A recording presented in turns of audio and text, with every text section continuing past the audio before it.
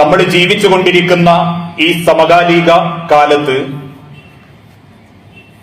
പലപ്പോഴും നമ്മൾ കുടുംബത്തിൽ നിന്നും കൂടുതലും കേട്ടുകൊണ്ടിരിക്കുന്നത് കുടുംബ തകർച്ചയുടെയും ത്വലാഖിന്റെയും കഥകളാണ്.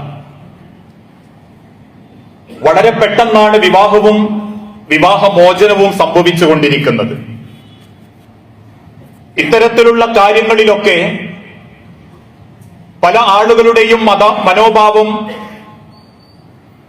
ഉദാസീനതയോടുകൂടിയാണ് ഈ കാര്യത്തിൽ ഇടപെട്ടുകൊണ്ടിരിക്കുന്നത് എന്നുള്ളതും ഒരു വസ്തുതയാണ്. പല ആളുകൾക്കും അറിയില്ല എന്തിനാണ് ഇപ്പൊ ത്വലാഖ് ചെയ്തത്. അതല്ലെങ്കിൽ ഒന്ന് കഴിഞ്ഞാൽ രണ്ടാമത്തേതിന് ചിലർ പറയും ഞങ്ങൾ കാര്യം തീർക്കുക. മറ്റു ചില കുടുംബക്കാര് പറയും ഞങ്ങളത് വേണ്ടാന്ന് വെക്കുക. മറ്റൊരു കൂട്ടര് പറയും ഞങ്ങളത് ഒഴിവാക്കാൻ തീരുമാനിച്ചിട്ടുണ്ട്, എങ്ങനെങ്കിലൊക്കെ ഒന്ന് തലേന്ന് ഒഴിവാക്കണം, ഞങ്ങളൊക്കെ കുടുംബക്കാർ ഒരുമിച്ച് കൂടിയിട്ടുണ്ട്. ഇങ്ങനെ പല നിലക്കും എന്താണ് ഇടപെട്ടുകൊണ്ടിരിക്കുന്നത് എന്നതിന്റെ ഗൗരവം പോലും അറിയാതെ പല കുടുംബ ബന്ധങ്ങളും ത്വലാഖുകളിലേക്കും തീർക്കലുകളിലേക്കും നമ്മളെ ചുറ്റുഭാഗത്തും സമൂഹത്തിലും നടന്നുകൊണ്ടിരിക്കുന്നു എന്നുള്ളത് ആർക്കും നിഷേധിക്കാൻ പറ്റാത്തൊരു വസ്തുതയാണ്. മഹാനായ റസൂലുള്ളാഹി സ്വല്ലല്ലാഹു അലൈഹി വസല്ലമ ഓർമ്മപ്പെടുത്തി, അള്ളാഹു അനുവദിച്ചതിൽ ഏറ്റവും വെറുക്കപ്പെട്ട ഒരു കാര്യമാണ് കാര്യം തീർക്കുക, ത്വലാഖ് ചെയ്യുക, വേണ്ടാന്ന് വെക്കുക എന്നുള്ളതൊക്കെ. അതുകൊണ്ട് തന്നെ ഒരു കുടുംബ ബന്ധം അത് അള്ളാഹുവിന്റെ സിംഹാസനത്തോട് ചേർത്ത് നിർത്തി നടത്തപ്പെട്ടതാണെങ്കിൽ, അത് കാര്യം തീർക്കണമെങ്കിൽ, ത്വലാഖിലെത്തണമെങ്കിൽ ഒരുപാട് കടമ്പകളുണ്ട്. ഇസ്ലാം പഠിപ്പിച്ച ഒരുപാട് ന്യായമായ കാരണങ്ങളുണ്ട്. ആ ന്യായമായ കാരണങ്ങളോ ഇസ്ലാം പഠിപ്പിച്ച ഭാഗങ്ങളോ ഒരു ത്വലാഖിന്റെ പിന്നിലില്ലെങ്കിൽ, അത് മൂടിവെച്ചോ അത് മനസ്സിലാക്കാതെയോ ആണ് ഏതൊരു കുടുംബക്കാരനും ഏതൊരു ഭാര്യാഭർത്താക്കന്മാരും ഏതൊരു രക്ഷിതാക്കളും കാര്യം തീർക്കാൻ വേണ്ടി മുന്നിട്ടിറങ്ങുന്നതെങ്കിൽ അള്ളാഹു പറയുന്നു, നിങ്ങൾക്കതിന്റെ സങ്കടം ദുനിയാവിൽ തന്നെ പടച്ച റബ്ബ് അറിയിച്ചു തരും. ഇന്നിടപെട്ട പല കുടുംബക്കാർക്കും സത്യമറിയില്ല. പലർക്കും അതിന്റെ വിഷയത്തിന്റെ മർമ്മഭാഗത്തെപ്പറ്റി അറിയില്ല. അതുകൊണ്ടാണ് ലോകത്തിന്റെ റസൂലുള്ള ഓർമ്മപ്പെടുത്തിയതും നിങ്ങൾ ഓരോരുത്തരും പ്രതികളാകും ആ വിഷയത്തിൽ ചർച്ചക്കിറങ്ങുമ്പോൾ. കാര്യമറിയാതെയാണ് നിങ്ങൾ പക്ഷം ചേരുന്നതെങ്കിൽ നിങ്ങൾ ഓരോരുത്തരും പ്രതികളാകും. ഇന്നങ്ങനെയാണല്ലോ, രണ്ട് കുടുംബങ്ങൾ തമ്മിൽ എന്തെങ്കിലും ഉണ്ടെന്നറിയുമ്പോഴേക്കും രണ്ട് കക്ഷികളാവും, രണ്ട് ഭാഗാവും. അറിയാത്തവര് പോലും കുടുംബത്തിന്റെ പേരിൽ ഒരു പക്ഷത്തേക്ക് ചേരും. അങ്ങനെ പക്ഷം ചേരുന്നത് പോലും കാര്യമറിയാതെയാണെങ്കിൽ അവർക്ക് കഠിന ശിക്ഷയുണ്ടെന്നും അതിന്റെ കണക്ക് പടച്ച റബ്ബ് ദുനിയാവിൽ വെച്ച് നോക്കുമെന്നും മഹാനായ റസൂലുള്ളാഹി സ്വല്ലല്ലാഹു അലൈഹി വസല്ലമ കൃത്യമായി മുസ്ലിം സമൂഹത്തെ ബോധ്യപ്പെടുത്തി കൊടുത്തിട്ടുണ്ട്. ഇന്നൊരാൾ മാന്യമായി സംസാരിച്ചാൽ, അല്ലെങ്കിൽ ഈഗോ കളഞ്ഞുകൊണ്ട് സംസാരിച്ചാൽ, ചിലരെങ്കിലും പിടിവാശി ഉപേക്ഷിച്ചാൽ മാറ്റാൻ പറ്റുന്ന പല ബന്ധങ്ങളും വിട്ടുവീഴ്ചയില്ലായ്മ കൊണ്ടും വാശി കൊണ്ടും തൻപോരിമ തറവാട് മഹിമ കൊണ്ടും അതിന്റെ സങ്കടങ്ങളിലേക്ക് എത്തിപ്പെടുന്ന നേർക്കാഴ്ചകൾ നമ്മളുടെ കുടുംബങ്ങളിലും നാടുകളിലും നമുക്ക് കാണാൻ സാധിക്കും. പ്രത്യേകിച്ച് ഒരു കാരണങ്ങളുമില്ലാതെ ത്വലാഖ്. ചിലര് പറയാറില്ലേ, എന്താ നിക്കാഹ് അതല്ലെങ്കിൽ ത്വലാഖ് വേണ്ട എന്ന് വെക്കാനുള്ള കാരണം? ചില കുടുംബത്തിലെ ഉമ്മമാര് പറയുന്നു, പെണ്ണ് ശരിയല്ല. എന്താ പെണ്ണിന്റെയിലുള്ള കുഴപ്പം? അവൾക്ക് വീട് പണി അറിയില്ല, അവൾക്ക് അലക്കാൻ അറിയില്ല, അവൾക്ക് ഭക്ഷണം വെക്കാൻ അറിയില്ല. മറ്റു ചിലർ പറയുന്നു, അവൾ നേരം വെളുത്താൽ വൈകിയിട്ടേ എഴുന്നേൽക്കും. മറ്റു ചില ഉമ്മമാരും രക്ഷിതാക്കളും പറയുന്നു, അവർ കൂടുതൽ സംസാരിക്കും, വാ തുറന്ന ഭയങ്കര സംസാരമാ എന്ന് പറയുന്ന ആളുകൾ. മറ്റു ചിലർ പറയും, പുതിയാപ്ലനെ പേരെടുത്താ വിളിക്കുന്നത്. ഇതൊക്കെ ഇസ്ലാമികപരമായ കാര്യങ്ങളാണോ?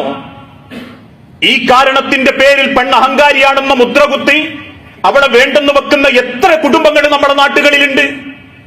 പെണ്ണ് ജോലിക്ക് പോകണമെന്ന് പറഞ്ഞാൽ, വിദ്യാഭ്യാസം വേണമെന്ന് പറഞ്ഞാൽ, പഠിച്ച അവരുടെ വിദ്യാഭ്യാസത്തിനനുസരിച്ചിട്ട് എന്തെങ്കിലും ഒന്ന് ചെയ്യട്ടെ എന്ന് ചോദിച്ചാൽ പെണ്ണ് അഹങ്കാരി, മകന് പറ്റാത്തവള്, അല്ലെങ്കിൽ അവളെ ത്വലാഖ് ചെയ്യണം, അവളെ വേണ്ടാന്ന് വെക്കണം, ഒരാള് കാര്യം തീർക്കാൻ വെച്ചതാ. മറ്റു ചില ആളുകൾ ഭർത്താക്കന്മാരെ പറ്റി പറയാറുണ്ട്, ആ ആണത്ര ഇഷ്ടമല്ല, അല്ലെങ്കിൽ ഭർത്താവ് പോരാ. എന്തേ കാരണം?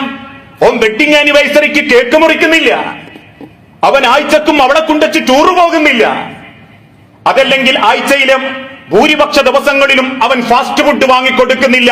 അവളുടെ ഏട്ടത്തിയുടെ ഭർത്താവ് അത് ചെയ്യും, അല്ലെങ്കിൽ അവളെ കൂട്ടുകാരികളുടെ സ്റ്റാറ്റസിൽ അവൾ അത് കാണും. ആ ഭർത്താവ് അത്ര പോരാ, അയാൾ ഒരു മൊണ്ണന എന്നതിന്റെ പേരിൽ അവസാനം പിന്നീട് പറയുന്ന കാരണങ്ങളിൽ പലതും അതിനോട് ചേർക്കപ്പെട്ടതാ. അയാൾ നേരം വൈകിയിട്ട വീട്ടിലേക്ക് വരുന്നത്. എന്തുകൊണ്ട്? കുറ്റപ്പെടുത്തലുകളും ആക്ഷേപങ്ങളും കേൾക്കുന്ന ഒരാണ് നേരത്തെ വീട്ടിലേക്ക് വരുമെന്ന് ഏതെങ്കിലും ഭാര്യമാര് ചിന്തിക്കാറുണ്ടോ? ഏതെങ്കിലും രക്ഷിതാക്കൾ അതിനെപ്പറ്റി ആലോചിക്കാറുണ്ടോ? ഭർത്താവ് പോരാ, ഓ മൊണ്ണന, അല്ലെങ്കിൽ കുണ്ടടക്കുന്നില്ല, അവൻ കേക്ക് മുറിക്കുന്നില്ല എന്ന കുറ്റപ്പെടുത്തലുകൾ കേൾക്കാൻ മടിയുള്ളത് കൊണ്ടാണോ അവൻ വീട്ടിലേക്ക് തിരിച്ചു വരാത്തത് എന്നതിനെ പറ്റി ആലോചിക്കാറുണ്ടോ? ഇതൊന്നും ആളുകൾക്ക് വേണ്ട. ഒന്ന് കഴിഞ്ഞാൽ രണ്ടാമത്തതിന് കാര്യം തീർക്കണം, അത് സംസാരിക്കണം. അതുകൊണ്ട് തന്നെയാ ലോകത്തിന്റെ പ്രവാചകൻ ഓർമ്മപ്പെടുത്തിയതും പല രക്ഷിതാക്കൾക്കും കുടുംബക്കാർക്കും ദാമ്പത്യത്തിൽ കടമകളുണ്ട്. അത് കല്യാണത്തിന്റെ അന്ന് വന്ന് മുക്കമിട്ട ഭക്ഷണം കഴിക്കലും ആഘോഷമാക്കലുമല്ല, വെറൈറ്റികളായ വസ്ത്രം ധരിച്ച് മഞ്ഞക്കല്യാണവും പച്ചക്കല്യാണവും നടത്തി ആഘോഷിക്കലല്ല. ഓരോ കുടുംബക്കാരനും ഓരോ രക്ഷിതാക്കൾക്കും കുടുംബത്തിന്റെ സമാധാനത്തിൽ ബാധ്യതകൾ ഏറ്റെടുക്കാനുണ്ട്. ഒരിക്കലും ആ കുടുംബത്തിന്റെ വിഷയം കത്തിക്കുന്നിടത്ത് ഒരു കുടുംബക്കാരനോ ഏതെങ്കിലും രക്ഷിതാക്കളോ ഉണ്ടാവാൻ പാടില്ല. ലോകത്തിന്റെ പ്രവാചകൻ സല്ലല്ലാഹു അലൈഹി വസല്ലമ ഓർമ്മപ്പെടുത്തി, ഇന്ന് പലരും കുടുംബത്തിന്റെ മഹിമ കൊണ്ട് ചേരി തിരിഞ്ഞ് കുത്തുവാക്ക് പറയാറുണ്ട്. പലരും പല മനസ്സുകളും കുത്തുവാക്കുകൊണ്ട് മുറിയാറുണ്ട്. വൈലുൽ ലിക്കുല്ലി ഹുമസത്തിൽ ലുമസ അല്ലദീ ജമഅ മാലൻ വഅദ്ദദ. ഓരോരുത്തരും കുത്തിപ്പറയുന്നവർക്കും അവഹേളിക്കുന്നവർക്കും നാശം. എന്തേ അവരത് പറയാനുള്ള കാരണം? അല്ലദീ ജമഅ മാലൻ വഅദ്ദദ. അവർക്ക് തോന്നി അവരെക്കാൾ സാമ്പത്തികം എനിക്കുണ്ടെന്ന്, അവരെക്കാൾ പത്രാസും പദവിയും തറവാട് മഹിമയും എനിക്കുണ്ടെന്ന് തോന്നിയാൽ പിന്നെ അവർക്ക് പ്രയോഗിക്കാനുള്ളത് നാവുകളെ കൊണ്ട് അടച്ചാക്ഷേപിക്കലും കുറ്റപ്പെടുത്തലുകളുമാണ്.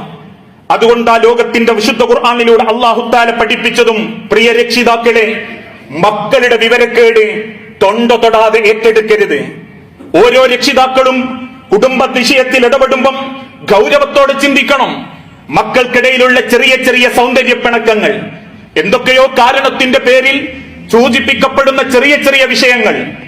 ആദ്യത്തെ യാത്രക്കിടയിൽ സീറ്റിൽ ക്ഷീണം കൊണ്ടുറങ്ങിപ്പോയ പെണ്ണിനെ ത്വലാഖ് ചെല്ലാൻ കാരണമായിട്ടുണ്ട്. അതല്ലെങ്കിൽ വീട്ടിൽ നിന്ന് ഇറങ്ങിപ്പോകുന്ന ഭർത്താവിനോട് മാസത്തിൽ ഒരിക്കൽ പോലും പുറത്തിറങ്ങാൻ പറ്റാത്തതിന്റെ പേരിൽ നിങ്ങളൊരു മസാല ദോശ കൊണ്ടുത്തരോ എന്ന് ചോദിച്ചതിന്റെ പേരിൽ കുട്ടിക്ക് കുട്ടിക്കറി മാറിയിട്ടില്ല എന്നുള്ള കാരണം പറഞ്ഞു കുറ്റപ്പെടുത്തിയവരുണ്ട്. അവിടെയൊക്കെ നമ്മൾ സൂക്ഷിക്കണം. നമ്മളുടെ പെരുമാറ്റം കൊണ്ടോ ഇടപെടലുകളെ കൊണ്ടോ കുടുംബത്തിൽ ഒരു പ്രശ്നങ്ങൾ ഉണ്ടാവാൻ പാടില്ല. നമ്മളെ ഈഗോ, നമ്മളെ വാശി, നമ്മളെ നാവ്, രണ്ട് കുടുംബങ്ങളും ഒരുപോലെ എനിക്ക് പ്രിയപ്പെട്ടതാണെന്ന് രക്ഷിതാക്കൾ ചിന്തിക്കുന്നിടത്ത രക്ഷിതാക്കളുടെ കടമ. എന്റെ മകന്റെ കാര്യം എന്നു മാത്രമല്ല, എന്റെ മകൻ കെട്ടിക്കൊണ്ടുവന്ന മകൾക്ക് ആ ഒരു കുടുംബമുണ്ട്, അവൾക്ക് രക്ഷിതാക്കളുണ്ട്. എന്റെ മകളുടെ ഭർത്താവിനൊരു കുടുംബമുണ്ട്, അവനൊരു രക്ഷിതാക്കളുണ്ട്. ആ മനസ്സോടെയാവണം ഏത് വിഷയത്തിലും നമ്മൾ കൈകാര്യത്തിനിറങ്ങേണ്ടത്. അള്ളാഹുവിന്റെ പ്രവാചകൻ സല്ലല്ലാഹു അലൈഹി വസല്ലമയുടെ ചരിത്രം, ഫാത്തിമ ബീവി എന്ന കരളിന്റെ കഷണത്തെ കൈപിടിച്ചേൽപ്പിച്ചു കൊടുത്ത് മാസങ്ങൾക്ക് ശേഷം അള്ളാഹുവിന്റെ പ്രവാചകൻ ആ മകളെ കാണാൻ വേണ്ടി കയറി ചെല്ലുന്ന ഒരു രംഗമുണ്ട്. കയറി ചെന്നുടനെ ചോദിച്ചു, മോളെ അലിയാരെവിടെ? ചോദ്യം കേട്ടിട്ടും കേൾക്കാത്തതിനെ പോലെ ഫാത്തിമ ബീവി അകത്തേക്ക് മാറിക്കളഞ്ഞു. ബുദ്ധിയുള്ള അള്ളാഹുവിന്റെ പ്രവാചകന് ബോധ്യപ്പെട്ടു അവര് തമ്മിൽ എന്തോ പ്രശ്നങ്ങളുണ്ട്. പിന്നെ അത് ഊതിപ്പെരിപ്പിക്കാൻ നിൽക്കാതെ, എന്നെ ഒറ്റക്കാക്കിപ്പോയോ, എന്നെ ഞാൻ നോക്കിക്കോളാം, എടുക്കാനുള്ളതൊക്കെ എടുത്തോ, എന്നെ നോക്കാനും വാപ്പാക്ക് കഴിവുണ്ട് എന്ന് ചോദിക്കാതെ തന്റെ മകളിൽ നിന്ന് മുഖം തിരിച്ച് മദീന പള്ളിയിലേക്ക് ചെന്നു നോക്കുമ്പം മദീന പള്ളിയുടെ മുൻഭാഗത്ത് മണലിൽ കൈ തലയണയായി വെച്ച് കിടക്കുന്നു അലി റളിയല്ലാഹു അൻഹു എന്ന പുതിയാപ്പിള. അലി ഇബ്നു അബീ ത്വാലിബിന്റെ തോളത്ത് തട്ടി പതുക്കെ റസൂലുള്ളാഹി പറഞ്ഞു, അലി, ഫാത്തിമ ഭക്ഷണത്തിന് കാത്തിരിക്കുകയാ, നമുക്ക് ഒരുമിച്ച് കഴിക്കാം. വിഷയമേ സംസാരിക്കാതെ അലി ഇബ്നു അബീ ത്വാലിബിനെ കൂട്ടിക്കൊണ്ടുവന്ന പ്രവാചകൻ സല്ലല്ലാഹു അലൈഹി വസല്ലമ അകത്തേക്ക് നോക്കി വിളിച്ചു പറഞ്ഞു, ഫാത്തിമ, കഴിക്കാൻ എന്തെങ്കിലും വേണം. ആകെയുള്ള കാരക്കെ എടുത്ത് ഉപ്പാന്റെയും ഭർത്താവിന്റെയും മുൻപിൽ വെച്ച് ഫാത്തിമ ബീവി അകത്തേക്ക് മടങ്ങി. റസൂലുള്ളാഹിക്ക് ബോധ്യപ്പെട്ടു വീടെത്തിയിട്ടേയുള്ളൂ, മനസ്സൊത്തിട്ടില്ല. അള്ളാഹുവിന്റെ തിരുദൂതൻ കാരക്കയെടുത്ത് കഴിക്കാൻ തുടങ്ങി, അലി റളിയല്ലാഹു അൻഹുവും. പക്ഷേ പ്രവാചകൻ കഴിക്കുന്ന കാരക്കയുടെ കുരു റസൂലുള്ളാഹി സ്വല്ലല്ലാഹു അലൈഹി വസല്ലമ അലി റളിയല്ലാഹു അൻഹുവിന്റെ മുൻപിലേക്ക് നീക്കിവെച്ചു. അവസാനം പാത്രം എടുക്കാൻ വന്ന ഫാത്തിമ ബീവിയോട് ഒരൽപ്പം കളിതമാശയായിക്കൊണ്ട് റസൂൽ ചോദിച്ചു, ഫാത്തിമ, നിന്റെ ഭർത്താവ് അലി എന്തൊരു ഭക്ഷണപ്രിയനാ, എനിക്ക് തരാതെ ആ മനുഷ്യരത് മുഴുവനും കഴിച്ചു കളഞ്ഞല്ലോ. ചിരിക്കുന്ന ചിരിക്കടയിൽ ഫാത്തിമ ബീവിന്റെ മുഖത്ത് നോക്കി അലി റളിയല്ലാഹു അൻഹു പറഞ്ഞു, നിനക്ക് വേറൊരു രസം കേൾക്കണോ ഫാത്തിമ? ചില ആളുകൾ കാരക്കയുടെ കുരുവടക്കം തിന്നുകളയും, നിന്റെ വാപ്പാന്റെ മുൻപിൽ ആ ഒരു കുരു പോലും കണ്ടിട്ടില്ലല്ലോ. രണ്ടുപേരും മനസ്സറിഞ്ഞ് ചിരിച്ചപ്പം പ്രവാചകൻ ഫാത്തിമ ബീവിയോട് അള്ളാഹുവിനെ ഓർക്കാൻ പറഞ്ഞ് വീട്ടിലേക്ക് മടങ്ങുകയാ. ആ ഒരു ബോധം പോലും പല കുടുംബത്തിലെ രക്ഷിതാക്കൾക്കും ഇല്ല. വീറും വാശിയും പറഞ്ഞ് മക്കളെ വേർപ്പെടുത്തുമ്പോൾ ചിന്തിക്കാറുണ്ടോ പിന്നീട് സംഭവിക്കുന്നതൊക്കെ നല്ലതാണെന്ന്? ഒരൽപ്പം ക്ഷമയും വിട്ടുവീഴ്ചയും ചെയ്തിരുന്നെങ്കിൽ എത്രയോ കുടുംബങ്ങൾ രക്ഷപ്പെട്ടു പോകും. അവനവന്റെ ഈഗോയും വാശിയും മാറ്റിവെച്ചിരുന്നെങ്കിൽ